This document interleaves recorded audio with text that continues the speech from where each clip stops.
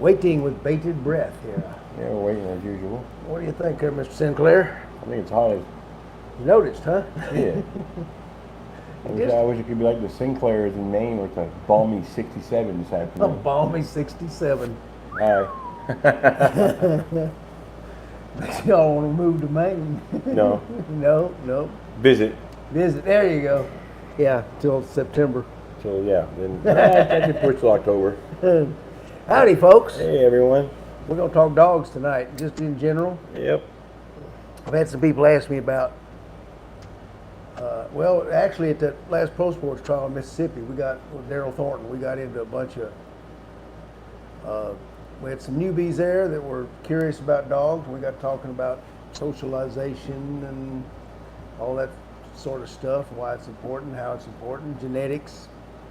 And I'm going to say some things about genetics here in a little bit that some people are going to find a little strange, but we'll stay tuned and we'll see if we can get away with it, right, Scott? Yes.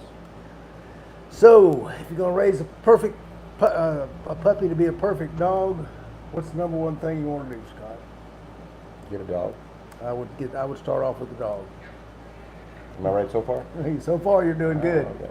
Absolutely a requisite. Get a dog. Yes. But the dog you get, you need to get a dog that you think will accustom. I'm sorry, I'm trying to have a serious conversation.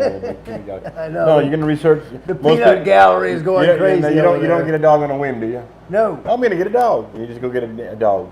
Right. So you're going to see a dog that'll suit your lifestyle.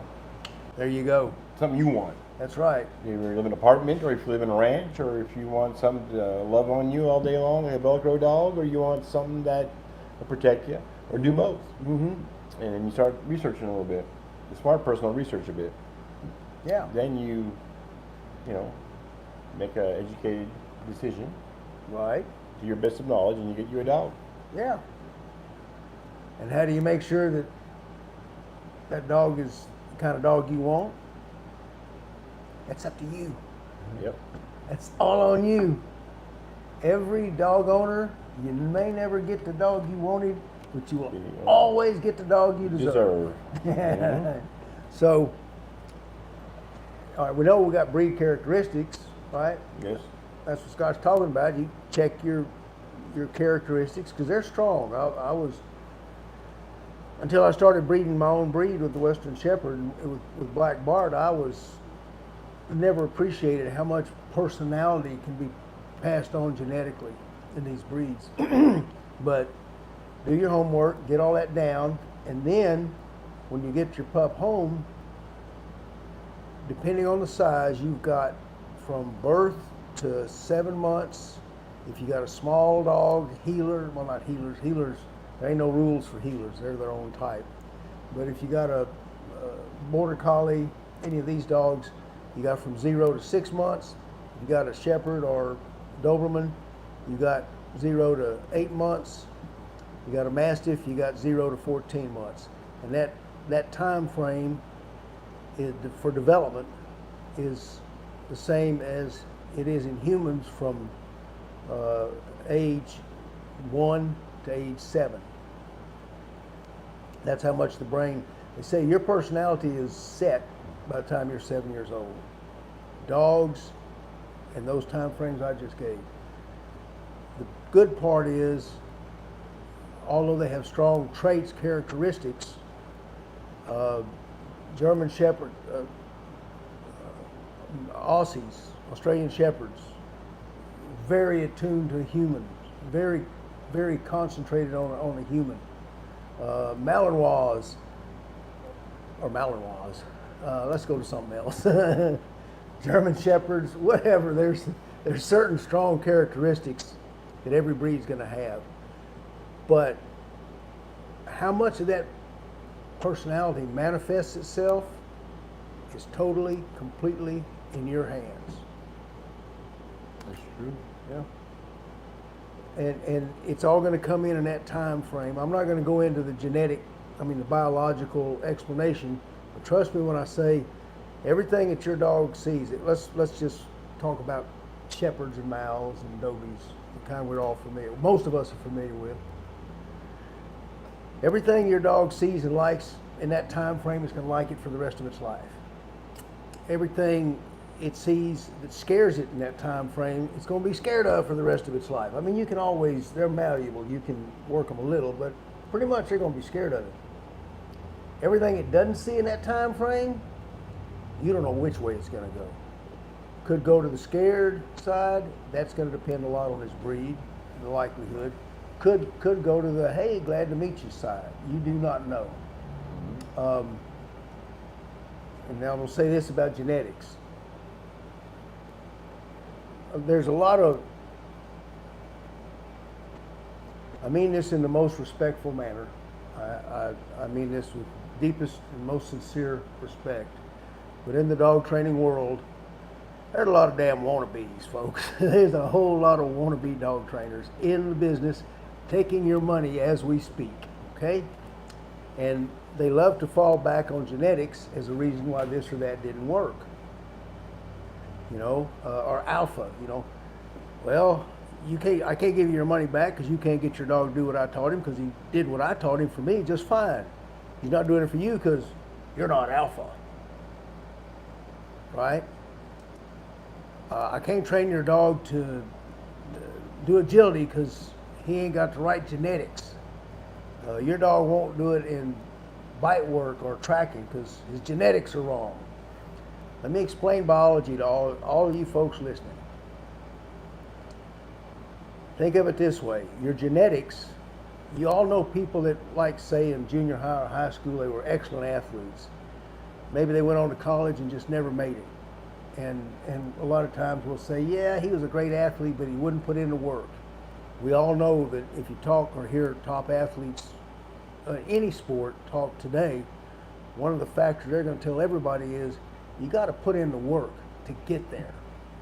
These are people who may or may not be genetically predisposed to do that sport, but they put in the work. Same thing applies to dogs, same thing applies to horses.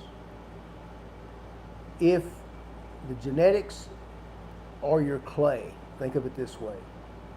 You look at the pedigree of your dog and you see that in their past they had IPO 97s and FH 52. You had all these tremendous accomplishments. Mm-hmm.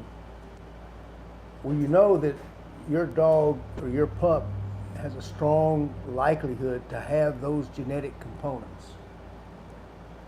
But all those good traits and all that clay does you no good unless a human takes his hands, puts the clay on that potter's wheel and shapes and spins and molds and makes it into any beautiful statue he wants to make it. That's it. Genetics will indicate your potential, but they do nothing to get your dog to that potential. That's a factor of training. And I know there's a lot of people disagree with me, but I'm afraid I've had, over the years, one of my specialties, especially back when I was, before I was even in the guard dog business, was people who were still dealing with a lot of Schützen clubs at that point. And there were clubs that would have dogs that they couldn't get to bite. But it was a paying customer who had a good dog and they couldn't figure it out. And that's where I got started, because I could get these dogs to bite when other people couldn't. Not because I was smarter than anybody else, not because I had some genetic quality. It was mostly because as I had the fortune to travel around to different clubs, different seminars, I kept my mouth shut and my ears open, and I watched. And then I thought about everything everybody told me, and I tried to put it together in a working program. And what I figured out finally was it really comes down to the confidence of the dog. Oh, and if I really wanted one to bite, I wouldn't shower for 5 or 6 days before the test. You know, that'd really get them up there. Pew! So, how do you get the confidence in the dog? You had some that were a bit of a handful, and you got one right now that's pretty good handful, but pretty good dog. He's a good dog. He's a handful. Well, But he's a good dog. This one here. What the hell is wrong with you? Jesus Christ. Peanut gallery's going nuts here. I don't know what's going on. But anyway, so this one here, I said, you know what? I did a couple and I did it a certain way. And with this one here, I actually slowed down. When he was a pup, and I actually got to know my dog. And feel him out. I built a bond with him. Then I gained his trust. Interesting. Then we socialized. Went out socializing and reinforced him and gave him confidence to turn him into what he is today. But I actually got to know him. I Yeah. built a bond with him that no one can break that bond I got with that dog now. No, We're no. in tune. I'm not his life, but he is very attentive. And to be honest, he learns. He's a Doberman, right? So I'm gonna defend the I die. Sure. But they're smart. They can learn things in 2, 3. They learn. They know. I can teach them something, and I don't got to repeat it for 40 times. Nope. I can do 2, 3 times, and casually, as we do, how we talked about our training, where we Yep. we play, we have fun, and all of a sudden I'll throw that wrench in there, and now it's part of his Routine. He does. routine. If It's I want to nature. do it, he'll do it. Yeah. But I don't sit there and hammer on him. But I build a relationship with him, so it seems to have worked real well with this one. Yeah. And he's a male, and he's only 2, so he's not even fully mature yet. He's Right. still got another year or so until he's stable, because he's still a big puppy, But we, to me, it's all about how you handle the dog when you get it. Like I say, that clay, right? But you got to build a bond. Yep. You got to know what kind of clay you got, Right. and you got to develop that trust between you and your dog. Yep.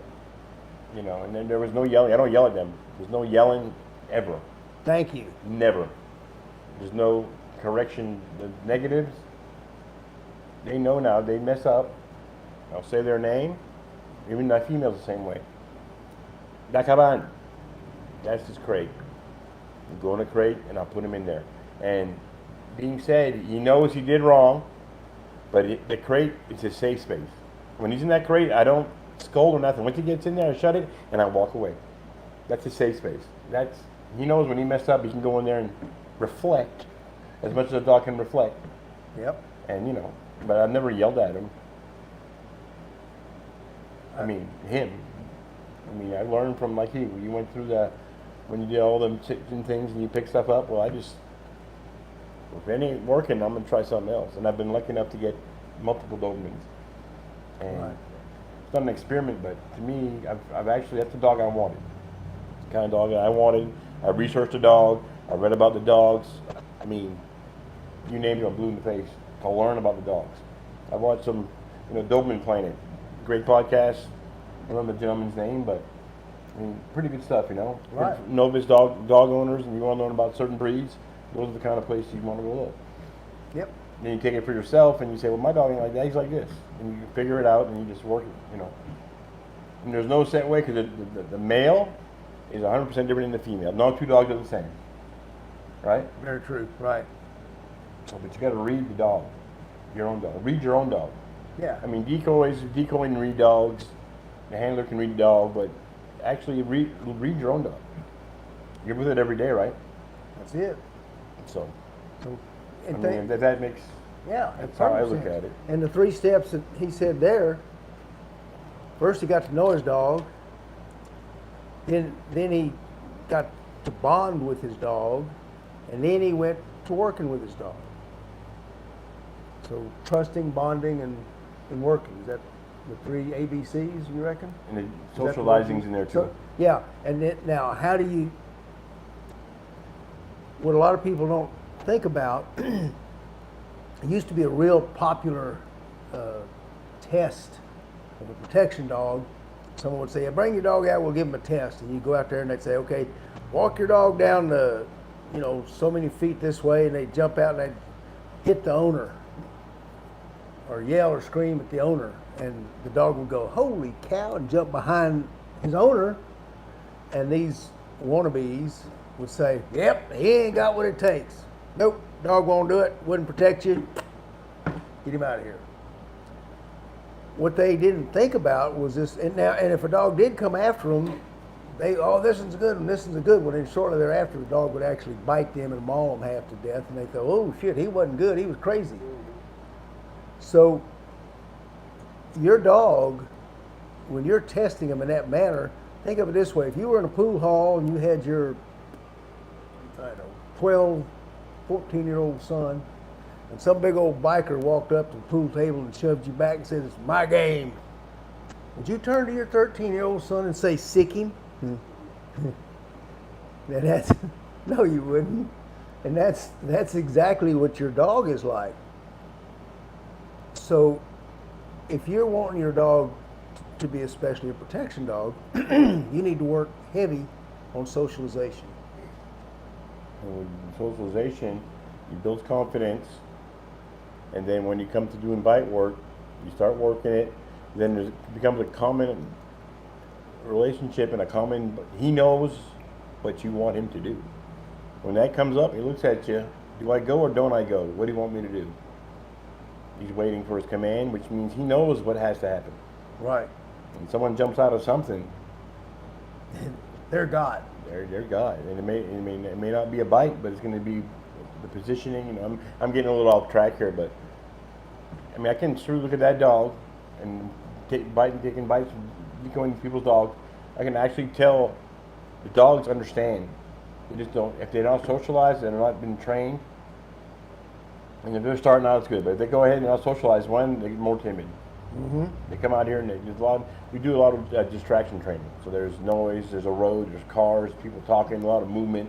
And some dogs, you got to start them off inside, no distractions. And you build on that, right? Right. But you get out, you can look at a dog and see the dog's looking at its owner or knows what to do. I mean, it's hard for me to explain this, but I'm looking at the other side. But being on the handler side, my dog knows what I expect of him. Right. He knows how to act in public because we've been there. Yep. A lot.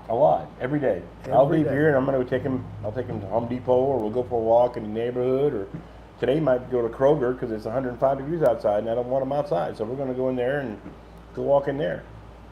Just to go for a walk. It's nothing special. We just get in the truck, let's go. Right. That's it. And it's become part of our life. And So you think about, why does a dog not stand up and fight? Well, in the first place, he doesn't have those skills. Mm-mm.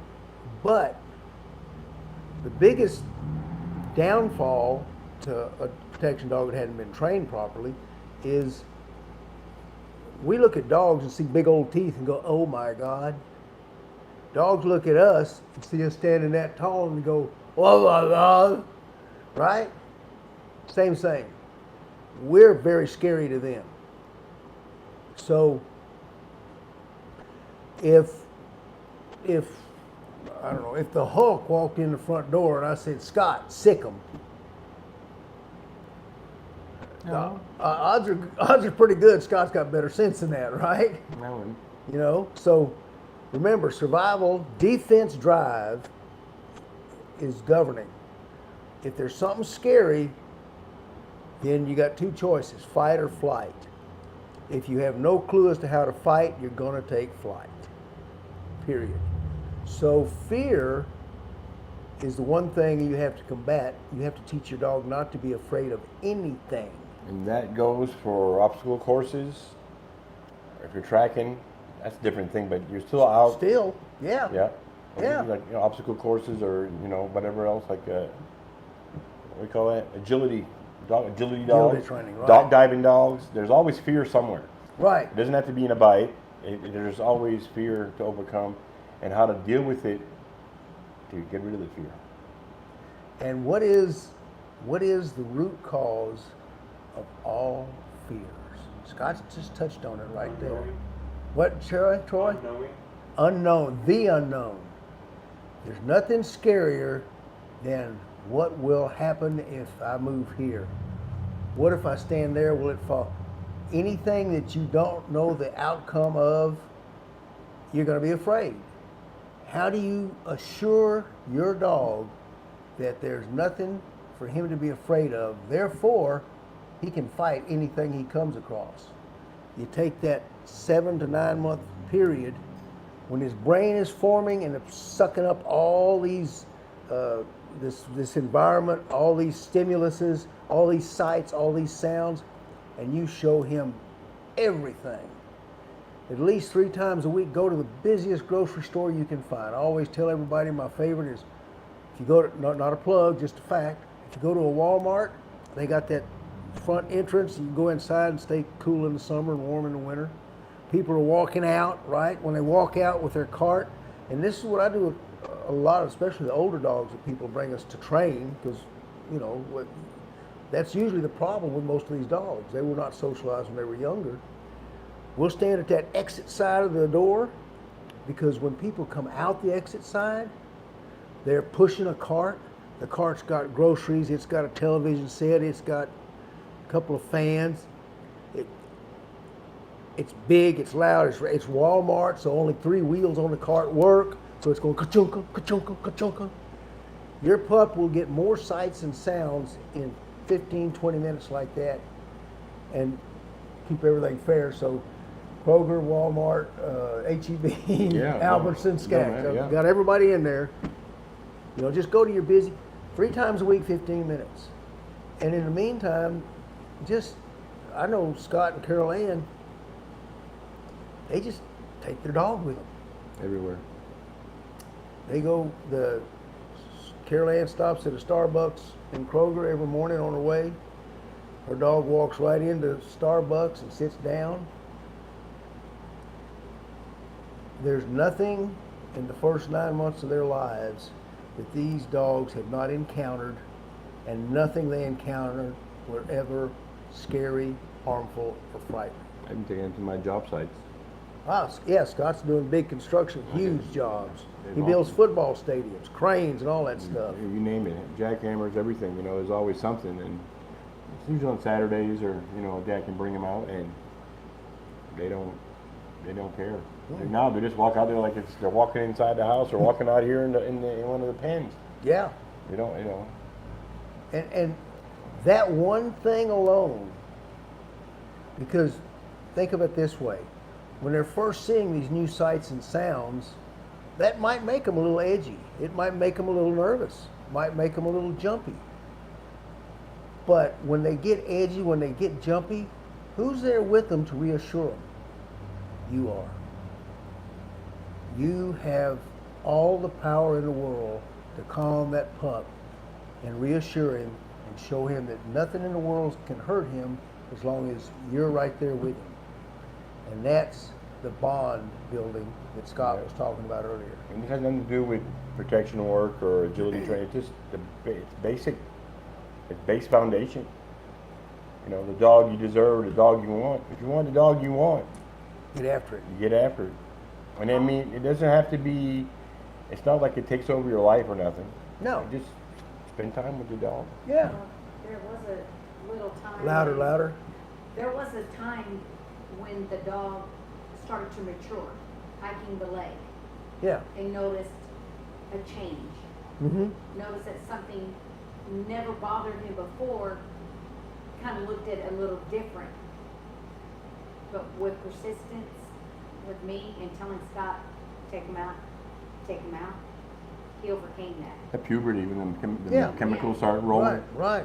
you know, there's It's these just not- certain yes. what, you know, Yeah, he's like, oh, what? And he noticed more. like a teenager basically. Yes. Yeah, that's all it exactly it. He noticed more, and it was just, hey, let's keep going, let's keep going. Hmm?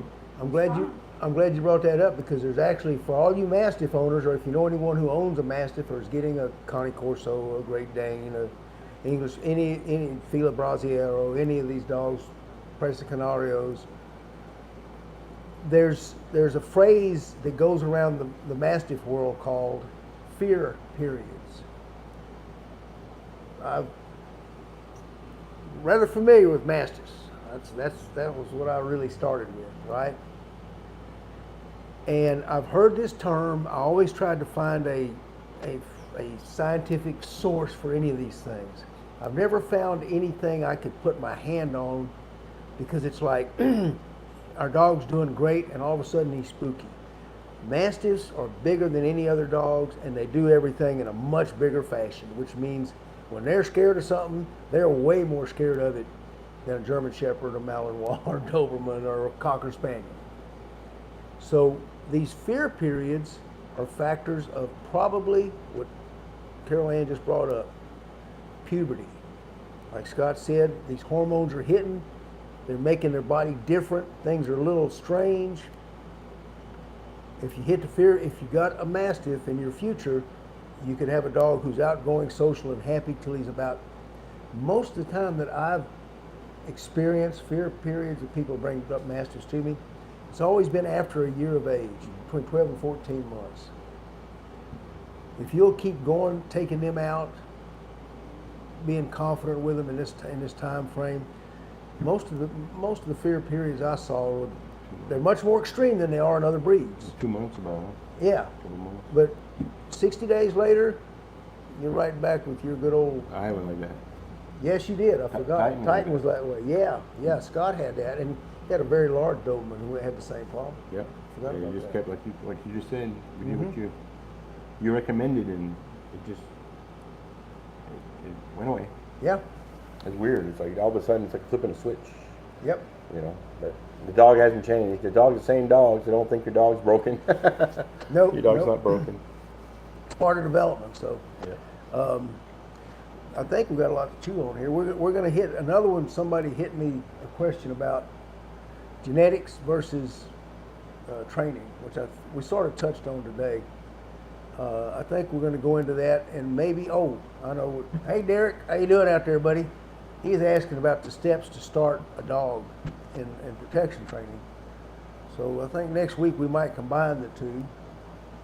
Genetics, because you're going to run across a lot of, if you're taking your dog to protection dog trainers, and there's a whole bunch of them going to tell you your dog doesn't have the genetics to do it. And if he tells you that, just reassure him, your dog knows how to bite. All dogs know how to bite. Across the board. The Chihuahuas are the worst ones. Yeah. You're just telling your dog, you want him to be able to teach you how to tell your dog when and where. Yep. So they can all do it, and we'll show you how to do that and figure it out next week. What do you think, Scott? You want to cover that? We can cover that. You know. Anything else? Oh, we got Western Shepherd puppies coming in 62 days. This is the last breeding of a lady named Harmony. You've seen that big brindle beauty in some of our trials, some of our videos we put up. Certified security dog excellent. Who's the dad? And the dad just happens to be Black Bart. So you know something good's coming, huh? yeah, and this is a repeat breeding, and believe me, we've seen her pups. Amazing. So we're taking names right now to put on the list. If you're not intimidated by a dog that's smarter than you are, give me a call, and I'll be glad to put Do your they name on the do list. taxes? Bart was doing taxes, but it got too hard to hold that pencil. I Yeah. clipped his nails short, so Dang it. They'll Yeah. open a door, run down the street and get you a ticket. yeah. That's what they'll do. Yep, Yeah. yep. So, and for all your, well, I won't I'll start talking Western Shepherds. We'll be here another hour, folks. Yeah. But if you want to know about these pups, if you want to know about genetics, if you want to know how to start your dog, I don't care if you've got a Chihuahua. If you want to know how to start these dogs in proper protection training, join us next week. What do you say, Mr. Sinclair? That's it. You join us next week. Stay cool. And remember, it's all about the dogs. See ya. Bye, Mom.